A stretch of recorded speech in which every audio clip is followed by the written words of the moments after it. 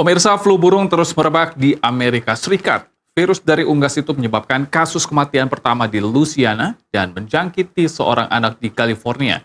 Pemerintah setempat mengimbau warga untuk hidup bersih, khususnya untuk para pekerja di peternakan atau yang kontak langsung dengan burung liar. Dinas Kesehatan Louisiana pada awal Januari melaporkan kematian pertama pasien flu burung, yaitu seorang laki-laki usia 65 tahun dengan penyakit bawaan yang memelihara ayam di halaman rumahnya. Because this person was infected with a strain of influenza that was spread from wild birds to their domestic birds and then to themselves.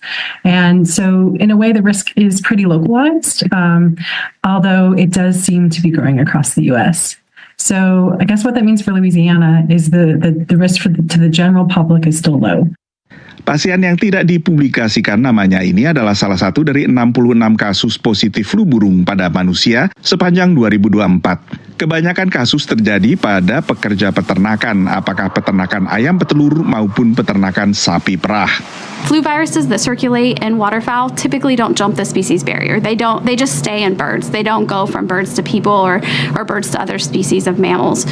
And so the fact that this particular virus is doing that and it's continually going from wild birds into mammalian host is why it's of particular concern. Ahli medis terus memantau kemungkinan terjadinya mutasi pada virus flu burung setiap menular ke manusia.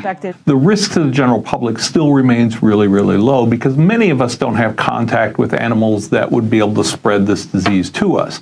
The danger, the thing that we most worry about and why we're watching this so closely is that what we don't want it to do is make a jump from having to have contact with animals to going to person.